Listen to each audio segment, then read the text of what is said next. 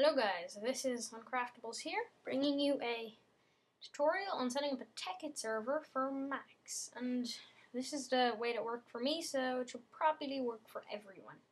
So first you want to do is you want to head over to the Tekkit website, well it's called the Technic website, but they make Tekkit as well, which is www.technicpack.net, and I hope you already have the Tekkit launcher. Well, the Technic launcher, and you know how, and you have Tekkit. Otherwise, you probably wouldn't be watching this video. But I will show you. I'll do another video on that sometime if it's requested. And what you want to do is click on the Tekkit tab, and you will download. Then you click on download the Tekkit server 3.1.2 or whatever version it is. It shouldn't change. It shouldn't change what what version it is. It shouldn't change the instructions. If it does, I will put up a annotation saying this is outdated, and also put outdated in the title, and then I'll do another video on how to do that. So if you're watching this video and you got it on YouTube search or something, just look on my channel for a newer video if it says outdated, because I will try and keep this updated. You'll also do a tutorial for the Technic launcher later. I'll do that today as well. I just felt like recording today, so we'll just wait for this thing to download.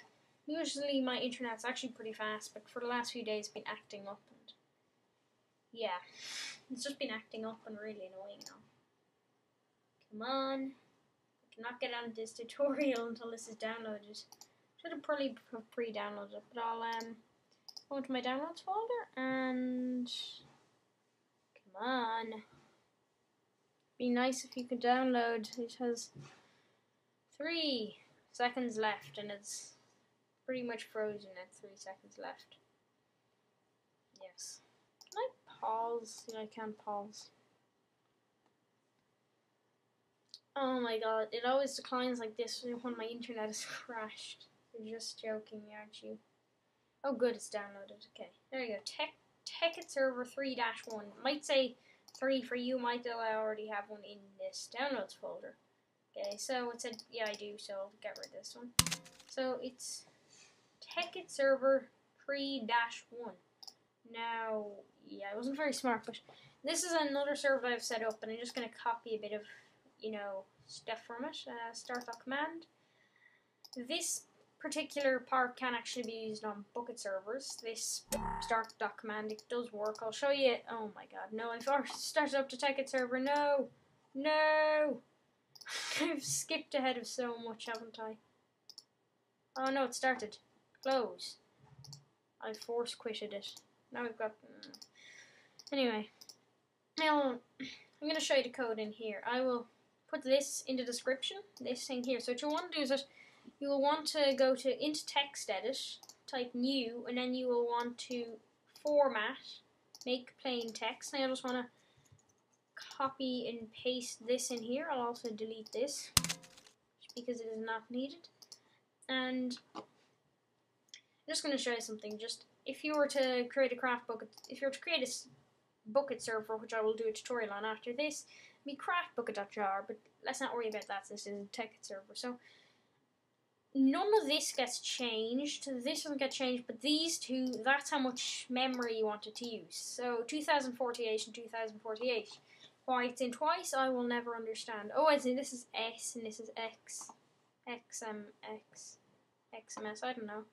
But that would be 2 gigabytes. 1024 would be 1 gigabyte. But what you can do here is to figure it out is that in Spotlight you can do 1024, which is 1024, which is the amount of megabytes in a gigabyte. And I'll put in asterisks, then the amount of gigabytes on. So 3 gigabytes would be 3072. So you can do that if you want. And then if you can also do it by like 0.5, and then it would tell you how much you said if you wanted half a gig. That kind of stuff. And then leave Tekkit.jar unless you're creating a bucket server, and it'll be craftbucket.jar. Yeah. So once you've got that set up, then just save it. And we'll go to downloads. You can move the Tekkit server folder wherever you want. It doesn't have to be in your downloads folder, because I clear out my downloads folder every so often. So I want to save it as Start.command and make sure if no extensions provide use.txt, that doesn't really matter, and make sure it's saved in Unicode UTF-8. So there we go. Start.command is being created. Now what we will need to do is we will need to port forward. If you want this to be public, you don't have to do it if you want to play with someone on your own local network. Then you'd type in the person's computer IP, you know. So you'll go to portforward.net. This I think it's not. Oh no. Oh no. Port forward. Oh my god, can I type today? Oh, I spelled it wrong. That's why. Well, yes, and for some reason this is great. Oh, that's why. Okay, so then full listing of supported routers, and then basically you will look at your modem or router, whatever you call it, and then just try and figure out its name. My one is... don't exactly have a clue. I forget what it is. Okay. Now, what you want to do, so let's say it's an O2 router, and O2TG585, I guess. Oh, well, port forwarded for. I'll actually have Minecraft here because that'll be epic. Oh, that's N. Why did Minecraft there? Does it actually have Minecraft in this list? Because oh yeah, Minecraft server. So basically, for this router, I'll tell you to go to 192.168.1.254. It will be different for every router and all. So you can look at your router downstairs, figure out its name, you know, figure out its model number, which it needs later. But for mine, I'll just show you with mine. 68.0.1. Mine's 192.168.0.1. Most routers will be 192.168.1.0. Or 192.168.1.254. No, 256, yeah. Oh, yeah, my one's Thompson, so let's just look for that. Thompson. And then its type is, I guess, DWG. Could be Thompson Alcatel. Yes. I am sure which one this is. It's just not bother looking up my one. But basically with my one, if you for some reason have the same one, if you have UPC and you've got the white-ish root, yeah, if you've got the white router with UPC, then you'll have this one. You just go to advanced forwarding and put in your computer's IP address, which you can, yeah. So if you want to find out your computer's IP, you would go to, where is this? You go to System Preferences. This will be required for every router. For every single router, you'll have to find out your computer's IP. Because basically what you're doing is that you're saying, well, if something tries to connect on this port, which will be 25565 by default, so if a computer tries to connect to 25565, it will send it to this computer no matter what. So that's required. That also means you can't have two servers running on the same network, but you don't exactly need that. You can have two running on the same computer, it just can't be on two different computers in your house. Otherwise you have to port forward. Otherwise you just have to keep on switching the ports. It will be a bit messy. So in the system prefs, you go to network and you click on Wi-Fi or Ethernet depending on which one you use. If it's Ethernet, I'm sure exactly where you go. It might be IPv4 address. I don't know, it'll be one of the addresses, but with Wi-Fi, you'll click on Advanced, and then you click on TCP-IP, and then it will be IPv4 address, and my one is 192.168.0.10. So you have to remember that. You can close out of this, or you can just keep it open so you remember. Then with mine, you just type in here, 0.10. Obviously, I already have 25565 forwarded to me. So I'm just going to remove this, otherwise it might cause me an error. And then end port, put in 25565, and then over here 25565, and then 25565. And protocol, you want to set this to both, okay? Then enabled true, because you want to have port forwarded. So that's it with port forwarding. Oh yeah, and if you want to find out your server's address, go to Google and type in my public IP. And then this one, then this number up here will be your IP address. It will be the one that people type in their Minecraft connect to your server, and obviously I'll be blurring that out in the video because I do not want people to put that in their Minecraft and figure it out, and it could also be used for hacking and stuff like that, so just don't show people if you don't trust them. Since this is going to be going up on the internet, I will blur that out, so sorry if you don't see it there, but it'll be a number there, you know, I'll have to blur that out as well. I created more work for myself. So then basically, you're pretty much done. So you can click on start. Oh, whoa, I forgot about something. And one last thing you want to do is you want to go into mods, and you'll want to see mod_netherores.jar move to trash. Now, this will stop the mod netherores from working on your server, but otherwise it will not work, if I'm correct. Yeah, oh, the server won't start up. Now, you might want to have it. Now, I am not sure. Yeah, I think advanced machines, I think you have to get rid of that if you're running Java 6. And Java 7 can run it, but there's a very easy way of telling which one you're running with Mac. So, if you're running Mac OS X Lion, no, if you're running Lion, then you're Java 7.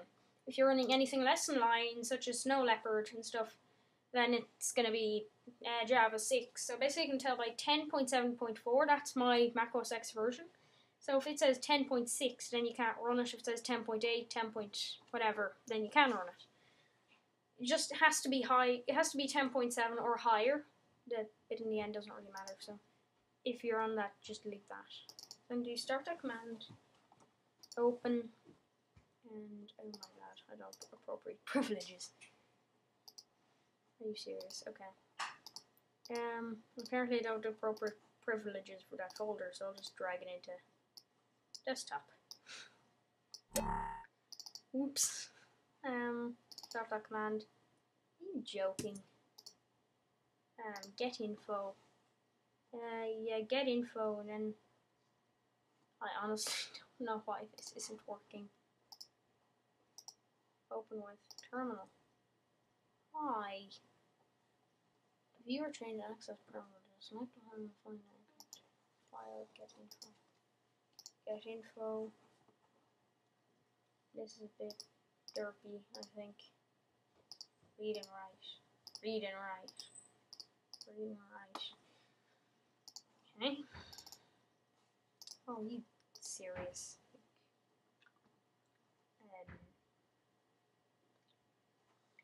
You know what? Why?